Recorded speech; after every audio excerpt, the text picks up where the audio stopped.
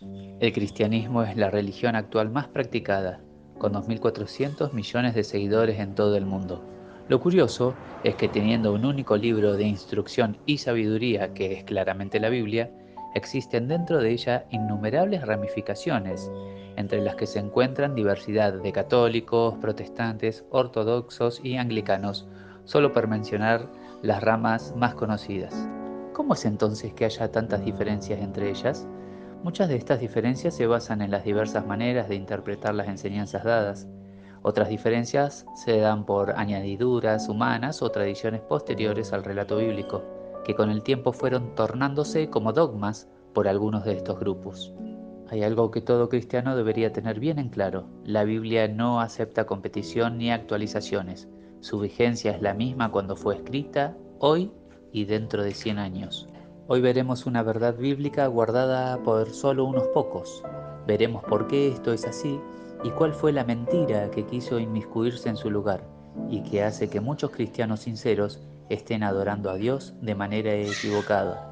Hoy hablaremos del Shabbat. Según la palabra de Dios, el Shabbat, es decir, el sábado, fue el día en el cual Dios descansó de la creación que había realizado. Nos dice Génesis 2, 2 y 3 que acabó Dios en el día séptimo la obra que hizo y reposó el día séptimo de toda la obra que hizo.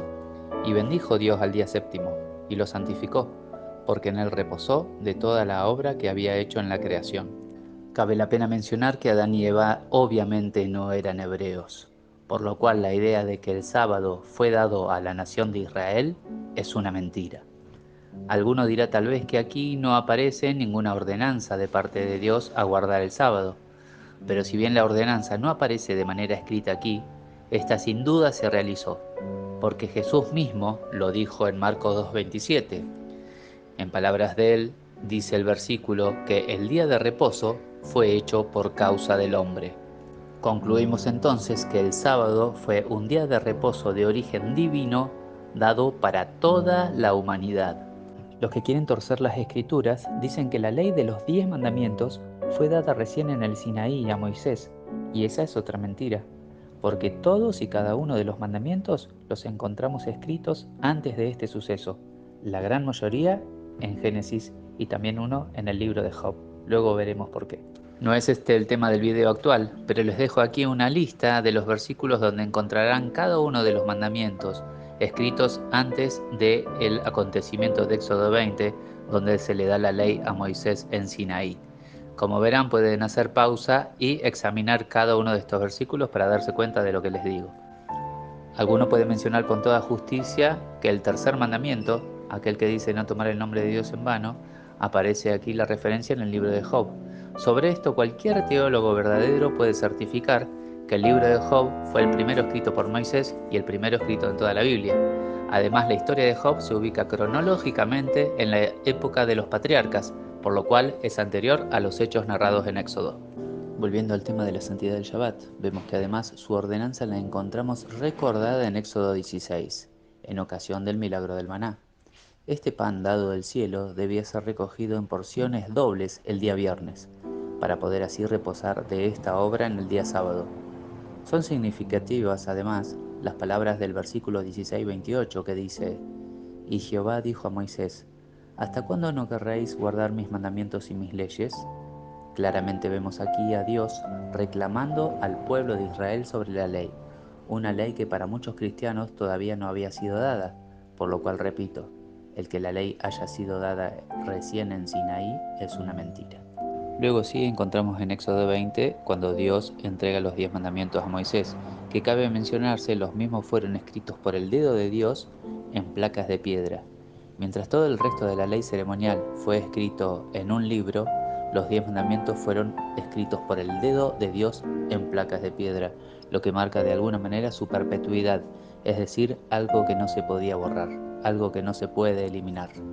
Como está fuera de duda la importancia y la vigencia que tienen los 10 mandamientos en el Antiguo Testamento, vamos a llegar directamente hasta el Nuevo, a los tiempos de Cristo. ¿Qué pasó con Cristo? ¿Realmente fueron abolidos los mandamientos con su llegada, o mejor dicho, con su muerte? Claro que no. ¿Acaso no fue Jesús mismo el que dijo que no vino a abolir la ley o los profetas, que no vino a abolir sino a cumplir? Algunos incluso se atreven a decir que la ley era válida hasta la muerte de Cristo, pero no más allá. ¿Será que tiene algún sentido que Jesús haya dicho estas palabras estando tan cerca a su muerte? Claro que no.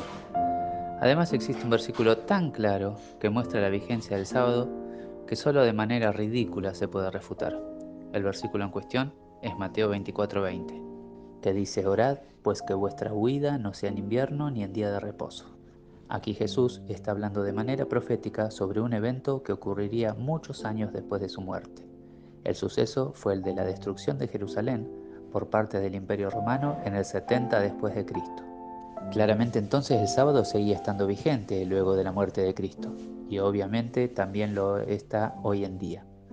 Además, estas palabras de Cristo tienen un segundo cumplimiento a un futuro, porque también son aplicables al fin de los tiempos, donde las persecuciones y eventos descritos en Mateo 24 volverán a cumplirse en un contexto más global y aún más perverso. Avanzando en el relato bíblico, los que niegan la verdad del sábado dicen que el apóstol Pablo habla supuestamente de su nulidad. Nuevamente son argumentos flojos y más que flojos, falsos. Por ejemplo, Hechos 18:4 dice que Pablo discutía en la sinagoga todos los días de reposo y persuadía a judíos y a griegos. O sea, claramente vemos que no era un mandamiento único para judíos, allí había también griegos. Hechos 17:2 dice que Pablo, como acostumbraba, fue a ellos y por 3 días de reposo discutió con ellos. Aquí vemos que la expresión día de reposo sigue apareciendo luego de los evangelios, luego de la muerte de Cristo. De paso, el versículo que vimos recién dice que Pablo acostumbraba a ir a la sinagoga en día de reposo. Luego podemos leer, por ejemplo, 1 Corintios 11:1, donde Pablo dice: Sed imitadores de mí, así como yo de Cristo. Si Cristo guardaba el sábado, y Pablo también, ¿por qué nosotros no? Otro versículo, Hechos 13, 42 al 44 dice: Cuando salieron ellos de la sinagoga de los judíos, los gentiles les rogaron que el siguiente día de reposo les hablasen de estas cosas. Y despedida la congregación, muchos de los judíos y de los prosélitos piadosos siguieron a Pablo y a Bernabé, quienes hablándoles les persuadían a que perseveraran en la gracia de Jesús. El día siguiente de reposo se juntó casi toda la ciudad para oír la palabra de Dios. Ahí vemos que Pablo le predicó en sábado a los gentiles. Está claro, ¿verdad? A continuación veremos algunos de los versículos que usan los detractores del sábado como para intentar demostrar que este ya es nulo, por lo cual vamos a analizarlos cuidadosamente acerca de su verdadero significado, porque ya lo dijo muy bien Pedro acerca de lo que hacían los indoctos con las palabras del apóstol Pablo. Tal vez el versículo más usado para intentar explicar de alguna manera la nulidad del sábado sea Colosenses 2:16, el que dice que por tanto nadie os juzgue en comida o en bebida, o en cuanto a días de fiesta, luna nueva o días de reposo. Antes que nada hay que hacer una distinción bien clara que muchos cristianos lamentablemente no entienden. Una cosa es la ley moral, es decir, los 10 mandamientos, y otra la ley ceremonial, es decir, todas aquellas leyes acerca de sacrificios, acerca de la circuncisión, acerca de enfermedades como la lepra, acerca de la menstruación de las mujeres y demás. Todas estas leyes ceremoniales sin duda se terminaron con la muerte de Cristo, y sin duda fueron solo para los judíos. Decimos que las leyes ceremoniales se terminaron porque eran solo símbolos que prefiguraban y anunciaban a Cristo. Con su llegada y su muerte, entonces se cumplió su significado. Respecto a la circuncisión, por ejemplo, existe consenso que el mismo fue modificado con un nuevo rito, que simboliza exactamente lo mismo. Me refiero al bautismo. Con ambos procesos se mostraba de manera física la pertenencia a Dios. Se anunciaba públicamente que la persona era separada del mundo para pertenecer al pueblo de Dios. Por último, respecto a las leyes sanitarias, aquellas que tenían que ver con la lepra, los flujos sanguíneos, seminales y demás, estas continuaron en vigencia por un buen tiempo. ¿Por qué? Porque tenían que ver no solo con cuestiones ceremoniales, sino también con cuestiones justamente sanitarias. Gran parte de la salud de la nación dependía de que se observen estas leyes, pero con el tiempo, el avance de la ciencia y los hábitos de higiene, obviamente se tornaron en desuso. Ahora, los 10 mandamientos, en cambio, son una ley aparte, eterna y universal. Como recordarán, en el Arca del Pacto, estaban guardadas las tablas de los 10 mandamientos. Era lo más valioso que existía en todo el santuario. Estaban escritas en piedra, lo que nos habla de algo que no se puede borrar, mientras que todo el resto de las leyes, las ceremoniales y las que nos referimos previamente, estaban escritas en un libro y puestas a un lado del arca, como dice Deuteronomio 31:26. Entonces, respondiendo al versículo de Colosenses, lo que se terminó, como bien dice Pablo, es lo que tiene que ver con las comidas o bebidas de los sacrificios, las fiestas judías, la luna nueva y los sábados ceremoniales.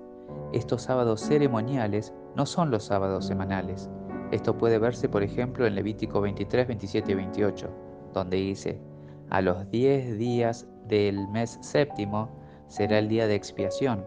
Tendréis santa convocación y afligiréis vuestras almas y ofreceréis ofrenda encendida a Jehová.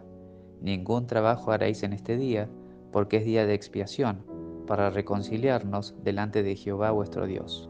Lo que hay que tener en cuenta de esto es que estas fiestas, si bien se realizaban en días que llamaban santos, estos días podían caer cualquier día de la semana. No eran precisamente sábados semanales, y si bien eran días en los cuales no se trabajaba, así como pasaba en Pentecostés, primicias y demás, eran fiestas judías que simbolizaban distintos aspectos de Cristo. Una vez aparecido Cristo, estas reglas ya no tenían sentido. Vuelvo a repetir, eran días de descanso, pero que podían caer cualquier día. A eso se refiere Pablo cuando habla de los días de reposo. Otro versículo de Pablo muy usado por los que intentan torcer las escrituras en este aspecto es Romanos 14:5, que dice: uno hace diferencia entre día y día, otro juzga iguales todos los días, cada uno esté plenamente convencido en su propia mente. Algo importante a tener en cuenta es que no podemos agarrar un versículo y sacarlo de su contexto. Conviene analizarlo para ver de qué se está hablando realmente. Aquí Pablo está hablando de los días de ayuno que solían tener los judíos. Esto se entiende justamente leyendo el resto del capítulo, donde se habla de comidas y bebidas. Se sabe que los judíos acostumbraban a ayunar lunes y jueves, y la Didache, a comienzos del siglo II, insta a los cristianos a ayunar miércoles y viernes. De esto está hablando Pablo, es decir, nada tiene que ver con el día de reposo. Existen otros versículos más también de Pablo, pero creo que con esos dos ya quedó claro. Por eso vamos a ver ahora algo más acerca de la vigencia del sábado y que aparece en el último libro de la Biblia. Estoy hablando de Apocalipsis. Apocalipsis 1:10 dice: yo estaba en el Espíritu en el día del Señor, y oí detrás de mí una gran voz como de trompeta. La pregunta sería: ¿cuál es este día del Señor? Si bien ciertas traducciones modernas de la Biblia traducen este día del Señor como domingo, lo cierto es que no existe ningún versículo en toda la Biblia que permita hacer tal traducción. Por otro lado, sí tranquilamente podría aquí traducirse como sábado, porque bien dijo Jesús en Mateo 12:8 que el Hijo del Hombre es Señor del día de reposo. Y esta, en pocas palabras, es la verdad acerca del Shabbat. Dios dijo: si me amáis, guardad mis mandamientos. Pero la gran mayoría de los cristianos no guarda el sábado, sino el domingo, transgrediendo así la ley de Dios. Veremos en un próximo video la historia del domingo y cómo lo utiliza el enemigo hoy para engañar a los cristianos y quitarle la debida honra a nuestro Señor.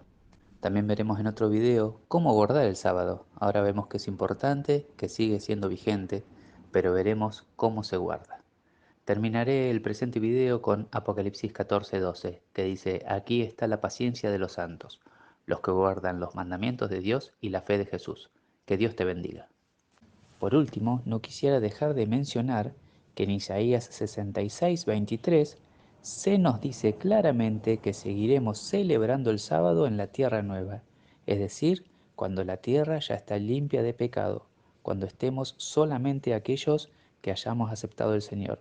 Dice el versículo que de mes en mes y de día de reposo en día de reposo vendrán todos a adorar delante de mí, dice el Señor.